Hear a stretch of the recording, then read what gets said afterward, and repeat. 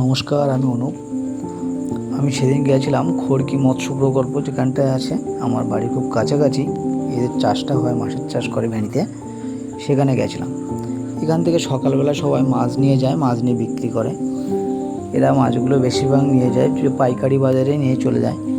এদের নিজস্বও দোকান আছে, অথবা এরা এখান থেকে অনেকে মাছ নিয়ে যায়, কিনে নিয়ে ওখানে পাইকারি বাজারেও বিক্রি করে মাছগুলো। সকাল সকাল গিয়ে দেখলাম ওখানে সবাই যেমন আছে প্রত্যেক দিনের মতো এই হাঁড়িতে করেই মাছগুলো নিয়ে যায়। এখানে মাছ ধরছে সবাই।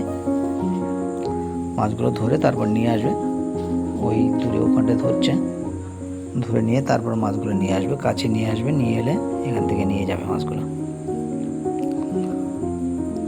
অনেক সময় আমি সকাল সকাল গেছিলাম, প্রায় 4:30 5টার দিকে গেছিলাম। সেদিন 5টার দিকে গিয়ে দেখি ওরা মাছ ধরা শুরু করে দিয়েছে। তার আগের থেকে ধরছিল মাছগুলো। এই বলতে বলতে একজন প্রায় মাছ নিয়ে চলে এসেছে। এখানে বড় বড় মাছ নিয়ে এসেছে। এই মাছগুলো এখানে পাঙ্গাস মাছ আছে, তারপর রূপচাঁদ মাছ আছে, তাছাড়া আছে সিলভার কাপ মাছ আছে, তেলাপিয়া মাছ আছে, বড় বড় মাছ আছে।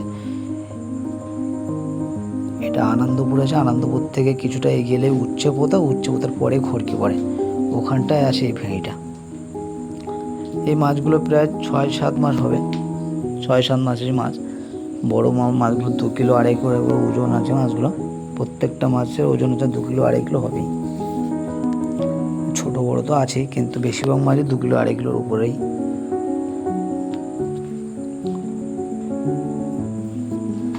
এইখান থেকে মাছগুলো তোলে, এখান তারপর ওজন করে, এখানে ওজন করার পরে এখান থেকে ওরা দিয়ে দেয়। কাকে কতটা মাছ দিচ্ছে সেটা ওরাও হিসেব রাখে। ওদের নিজেদেরও ওখানে মাছ বিক্রি করার জন্য কেউ আছে, তাদের কাছে মাছটা পাঠাবে, তারপরে অন্য অন্য যারা আছে তাদেরকে দেবে মাছগুলো। এইখানটা একটা নিয়ে এলো, আরও একটা চলে এসেছে এইখানে। মোটামুটি দুটো নৌকায় প্রায় মাছ নিয়ে চলে এসেছে। এই মাছগুলো প্রতিনিয়ত খাবার দেয়, এবং এসব দেখাশোনা করার জন্য 5-6 জন আছে ওখানে।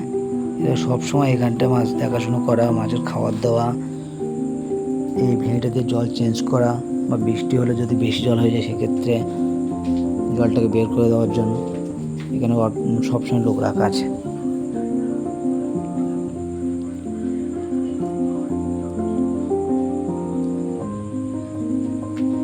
যে মাছগুলো, অনেক মাছ যেগুলো ছোট ছোট মাছ আছে সেই মাছগুলো আলাদা করে রেখে দিচ্ছে এখানটায়।